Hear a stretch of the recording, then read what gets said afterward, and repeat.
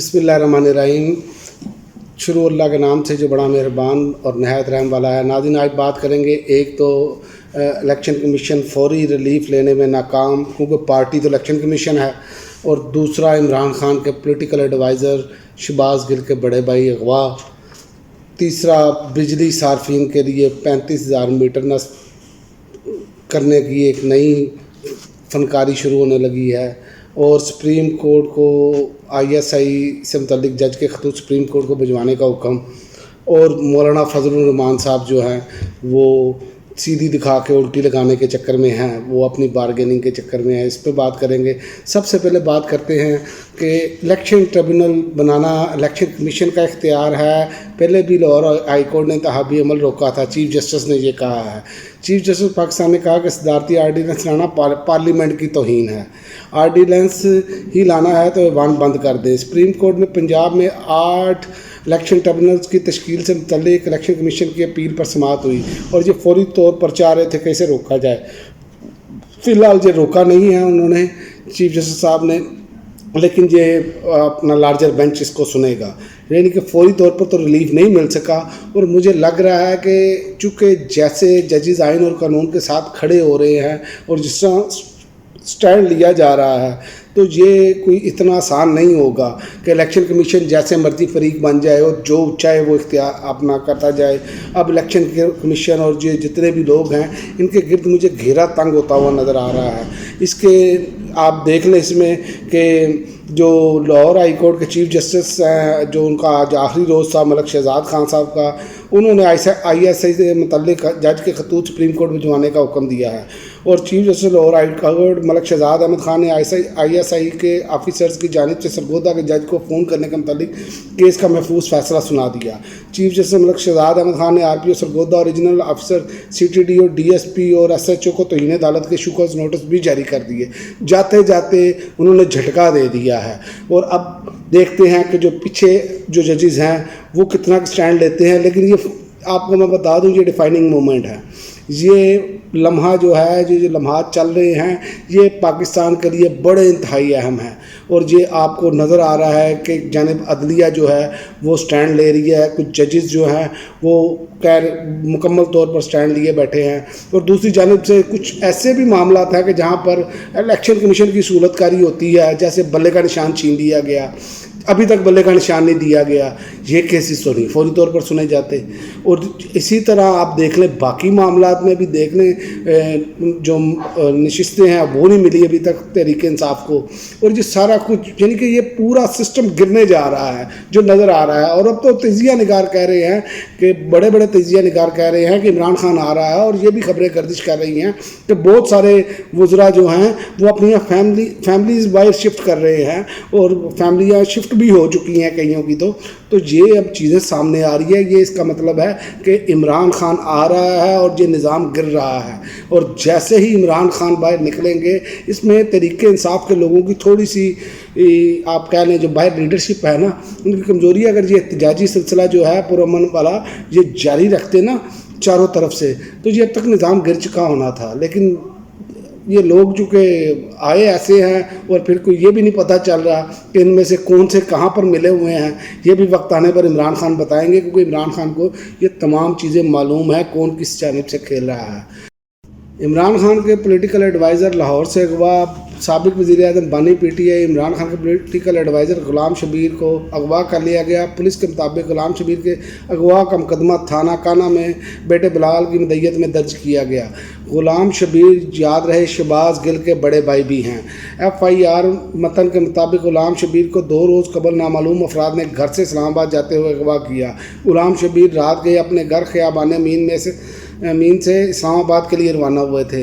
और ये एक बहुत ज़्यादा जो है ना, ये सोचने वाली बात है कि हर आए रोज़ फ़लाँ बंदा अगवा हो गया, फ़लाँ बंदा अगवा हो गया, और हमारे यहाँ ये देखें कि हम पर एलिगेशन लग रहे हैं, हमारी सिक्योरिटीज़ जो है वो नाकाम है। चाइना ने हम पर ये इल्ज़ाम लगाया, इसी तरह बाकी ममालिक भी हम पर ये कर रहे हैं कि हमारी ये चीज़ें जो हैं वो ठीक नहीं जा रही। तो इस पर हमें सोचना होगा, और ये आपके सामने है। और दूसरी जानिब भारत ये जो दावे دعوے کرتا ہے. پہلے 20 بندے اور اب جو شہید ہوئے, جو کل پرسوں شہید ہوئے, وہ بھی جو ہے وہ اپنے کلیم لے رہے ہیں کہ ہم نے یہ کروایا ہے.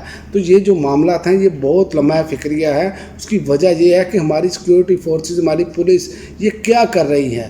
یہ صرف طریقے انصاف کے پیچھے ہی بھاگنا ہے کیا اور دنیا میں کوئی کام نہیں ہے؟ تو ان پر سوالیہ نشان لگ چکا ہے. اور دوسری جانب مولانا فضل الرحمان صاحب جو ہیں نا, وہ اپنا وہی گیم کھیل رہے ہیں. یہ ذرائع بتا رہے ہیں کہ فضل الرحمان صاحب جو ہیں وہ پھر ایک بار کرسی اور وزارت کے سامنے جو ہے وہ لیٹ سکتے ہیں. ان کو گورنر کے پی کے اور چند وزارتوں کی آفر کی گئی ہے, اور میرا خیال ہے کہ وہ اس پہ ہی اکتفا کریں گے. لیکن یہ مجھے سمجھ نہیں آ رہی, یہ ذرائع سے اطلاعات آ رہی ہیں, اور یہ اس پر اس لیے اب بھی ہم کہہ سکتے ہیں کہ یہ ہو سکتا ہے کیونکہ اس سے پہلے کی جو سیاست ہے مولانا فضل الرحمان صاحب کی وہ یہی ہے ساری. تو دیکھتے ہیں آئندہ آنے والے دنوں میں ہوتا کیا ہے. لیکن ان کی وجہ سے یہ نقصان ہوا ملک کو کہ اب دیکھیں کہ بجلی صارفین سے پیشگی بل وصول کرنے کی تیاری. 35,000 میٹر نصب کر دیے گئے. اسلام آباد, راولپنڈی اور اٹک سے جہلم تک بجلی صارفین سے پیشگی بل وصول کرنے کی تیاریاں شروع کر دی گئی ہیں. آئسکو نے بجلی کے صارفین کے لیے پری پیڈ بجلی میٹر نصب کرنا شروع کر دیے. نیپرا نے آئسکو کو ایڈوانس میٹرنگ اور انفراسٹرکچر پائلٹ پروجیکٹ کی اجازت دے دی. یہ ایک طرف یہ معاملات چل رہے ہیں, اور پری پیڈ میٹر صارفین سے ماہانہ فیول اور سماہی ایڈجسٹمنٹ الگ وصول نہیں کیا جائے گا. پری پیڈ میٹر صارفین کے لیے بجلی کے نرخ بھی الگ ہوں گے, اور پری پیڈ صارفین کے لیے بجلی کا ریٹ مہنگا ہوگا. اب آپ اندازہ کر لیں کہ آگے لوگوں کے روٹی روزی نہیں پوری ہو رہی, اور یہ حکومت کیا کر رہی ہے. اور دوسری جانب یہ لوگوں کو ٹرک کی بتی کے پیچھے لگایا ہوا ہے, صاف لاہور فلانا لاہور. اور جناب آپ جو بندے کو کھانے کو نہیں ملے گا, آپ صاف لاہور, لوگوں کی قربانی پہلے سے کم ہوئی ہے, یہ سارا کچھ ہمارے سامنے ہے. لیکن پھر بھی یہ لوگ جو ہیں ڈٹائی کے ساتھ کہ عمران خان سب کچھ بیڑا گرک کر گیا, عمران خان یہ کر گیا, عمران خان وہ کر گیا. لیکن یہ سب کچھ عمران خان نے نہیں کیا. پچھلے 2.25 سال سے یہی لوگ مسلط ہیں. اور دیکھ لیں کہ ملک آگے کی طرف گیا ہے کہ نیچے کی طرف گیا ہے. عمران خان جس رفتار سے ملک کو اوپر کی جانب لے کر جا رہے تھے, یہ اسی رفتار سے انہوں نے نیچے کی طرف گرایا, بلکہ اس سے زیادہ تیزی سے انہوں نے نیچے کی طرف لایا یہ ملک. اور دیکھ لیں جو مہنگائی کا وبیلا کرتے تھے وہ بھی آج دیکھ لیں کہ عمران خان کے جانے کے بعد کتنی مہنگائی ہوئی ہے, یہ بھی ہمارے سامنے ہے. لیکن وہ سارے لوگ لفافے لے کر بیٹھے ہیں, خاموش ہیں.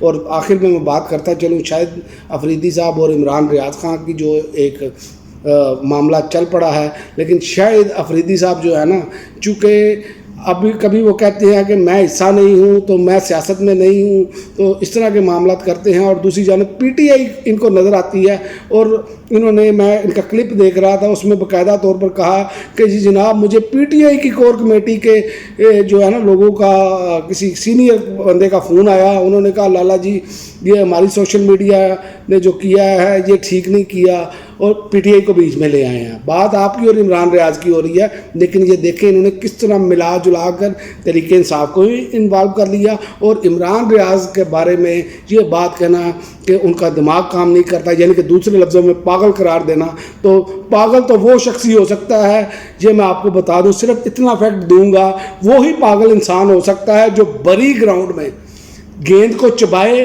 اور اتنے تماشائیوں کو جو بیٹھے ہیں اور جو کیمرے لگے ہیں ان کو اندھا سمجھے. باقی کرکٹ کا جو انہوں نے بیڑا گرک کیا ہے وہ اس پر میں بات نہیں کرنا چاہتا, لیکن ان کو یہ بتا دوں پاگل وہی شخص ہے جو سر عام گیند کو چباتا ہے گراؤنڈ میں کھڑے ہو کر اور پاکستان کی بدنامی کا سبب بنتا ہے. میں باقی وہ اسرائیل والی چیز پر بات نہیں کروں گا کہ اس پہ کیا ہوئی, یہ اپنا استعمال ہوئے یا ان کو معلوم نہیں تھا, اس پر میں اس لیے بات نہیں کر رہا. لیکن عمران ریاض جو ہیں یہ انہوں نے آپ کے ساتھ اس طرح کی لینگویج استعمال نہیں کی. آپ کو سوچنا چاہیے کہ آپ کرکٹ ٹیم میں رہے ہیں, آپ کئی لوگوں کے دلوں کی دھڑکن بھی رہے ہیں, لیکن آپ یاد رکھیں آپ عمران خان نہیں بن سکتے. آپ کو جتنا مرضی لانچ کر لیا جائے, عمران خان لوگوں کی رگوں میں دوڑ رہا ہے, یہ میں آپ کو بتا دوں, اور عمران خان کا نظریہ لوگوں کے اندر تک صلاحیت کر چکا ہے. لہذا آپ کو 100 بار جنم لینا پڑے گا, پھر بھی آپ عمران خان کے قریب بھی نہیں پہنچ سکتے، یہ میں آپ کو بتا دوں۔ باقی آپ کی مرضی ہے، عمران ریاض خان سے بھی آپ مقابلہ کریں تو عمران ریاض خان جو ہے وہ ایک قداور شخصیت ہے، وہ فیکٹ اینڈ فگر سے بات کرتے ہیں۔ آپ کو سوچنا چاہیے، آپ نے جس طرح کی گفتگو کی اس میں کہ ان کو ذہنی توازن کے حوالے سے آپ نے بات کی، مجھے فلاں نے کہا، یعنی کہ یہ فلاں میں کا کہہ کر اگلے بندے کو پاگل قرار دینا، تو یہ ان کو سوچنا چاہیے، ان کو شرم آنی چاہیے۔